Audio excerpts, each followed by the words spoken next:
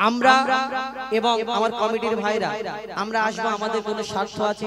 আমার কমিটির ভাইরা অনেক কষ্ট অনেক মেহনত করে আপনাদের জন্য করেছে, আপনারা যাতে ভালোভাবে বসে ওই অনুষ্ঠানটা উপভোগ করতে পারে, তাই এই দুনিয়া এই কমিটিকে নিয়ে আমরা একটা গজল শোনাই। দিচ্ছে দেখো, বড় বক্সেরাটি নূরের সাজে সেজেছে, বড় বক্সেরাটি নূরের সাজে সেজেছে, প্রতি ঘরে ঘরে ঘরে ঘরে ঘরে ঘরে প্রতি ঘরে ঘরে রহমত খোদার ভরেছে, বড় বক্সেরাটি নূরের সাজে সেজেছে, দেখো দেখো বড় বক্সেরাটি নূরের সাজে সেজেছে, প্রতি ঘরে ঘরে ঘরে ঘরে ঘরে ঘরে প্রতি ঘরে ঘরে রহমত খোদার ভরেছে, বড় বক্সেরাটি নূরের সাজে সেজেছে, বড় বক্সেরাটি নূরের সাজে সেজেছে। এই কমিটির ছেলেরা ছেলেরা ছেলেরা খারাপ পাবে, আবার কমিটির কথা বলে অনেকজন যারা বিপরীত বিরুদ্ধে তারা অনেকজন অনেক কথা বলে, বাবা হুজাইফা পাম দিচ্ছে মানে আগের বছরে যেন ওর দাউদটা হয়। আরে দাউদের মালিক তো আমার আল্লাহ, কিসমতের মালিক আমার আল্লাহ। এখানে আমি আসবো কি না আসবো সেটা কমিটিও সিদ্ধান্ত নিতে পারবে না, আর আমিও পারবো না, আমার বাপের ক্ষমতা নেই, নাকি ভাই? এটা আল্লাহ মালিক, আল্লাহ আমার কিসমতে যদি রাখে এনারা যতই চেষ্টা করুক আমাকে আনবে না, এখানে আমাকে আনতে হবে। এটা আল্লাহ কিসমতের মালিক, আর আমি যদি মনে করি আমি আসবো না, তাহলে আমার কিসমতে আল্লাহ রাখলে আমার বাপকেও আসতে হবে এখানে। যদি আল্লাহর বিনা হুকুমে একটা গাছের পাতা নড়ে না, এই যে কমিটিটা গঠন হয়েছে, এই কমিটিটা তাহলে বিনা আল্লাহর হুকুমে কি কমিটি গঠন হতে পারে? যে এই সুন্দর নবিয়ানা মেহফিল গড়া হয়েছে, এই মেহফিলটা বিনা আল্লাহর হুকুমে এনাদের দ্বারা আল্লাহ কি পরিচালনা করাচ্ছে? বিনা হুকুমে না, সব আল্লাহর ইচ্ছাতে। কবি ছন্দের মাধ্যমে লিখছে দেখো, এই কমিটির ছেলেরা ছেলেরা ছেলেরা এই কমিটি সদস্যরা সত্যি নবীর দিবানা, এই কমিটি সদস্যরা সত্যি নবীর দিবানা, নবীকে যারা ভালোবাসে আল্লাহ তাদের ভোলে না, নবীকে যারা ভালোবাসে আল্লাহ তাদের ভোলে না, এরা সচ্চা মুসলমান মুসলমান মুসলমান, ওগো এরা সচ্চা মুসলমান, আল্লাহ এদের মেহেরবান, বালা বিপদ সরে যাবে করলে নবীর গুণগান, বালা বিপদ সরে যাবে করলে খোদার গুণগান। এই কমিটির উপর বড় বক্সেরাটির উপর এই গ্রামের উপর খোদার মাদাদ রয়েছে, বড় বক্সেরাটি নূরের সাজে সেজেছে, বড় বক্সেরাটি নূরের সাজে সেজেছে, গ্রামবাসী বৃন্দ পরিচালনা করেছে, যুবক বৃন্দ পরিচালনা করেছে, বড় বক্সেরাটি নূরের সাজে সেজেছে, বড় বক্সেরাটি নূরের সাজে সেজেছে, প্রতি ঘরে ঘরে অনেক কুটুম এসেছে। এটা গরুও জবাই হয়েছিল, আমি জানি তো। অনেক প্রতি ঘরে ঘরে অনেক কুটুম এসেছে, বড় বক্সেরাটি নূরের সাজে সেজেছে, বড় বক্সেরাটি নূরের সাজে সেজেছে, বড় বক্সেরাটি নূরের সাজে সেজেছে। এবার আপনাদের সম্মুখে আর একটা দুটো গজল বলি, তারপরে আপনাদের কাছ থেকে বিদায় নিব, নাকি? না বাদ কেন হবে, তোমাদের তো রেডি করে রেখেছি, হবে না? রোজা উর্দু তো গাইবো, উর্দু গাইবো, রোজা গাইবো, সব গাইবো। উর্দু তো আমার ভাই বলেছে, আমার নিজস্ব একটা গজল, ওইটা সারে জাহাঁ কো বাতা দো মিলকে নারায়ে লাগা, নাকি? তো উর্দু গজল গাইবো, কিন্তু তার আগে আরেকটা বাংলা গেয়ে পুরো ক্লিয়ার করে দিই, এরপর দুটো তিনটে উর্দু গেয়ে শেষ করে দেবো। আমার ভাইদের রোজার গজলটা গাইবো, উর্দু গেয়ে শহীদ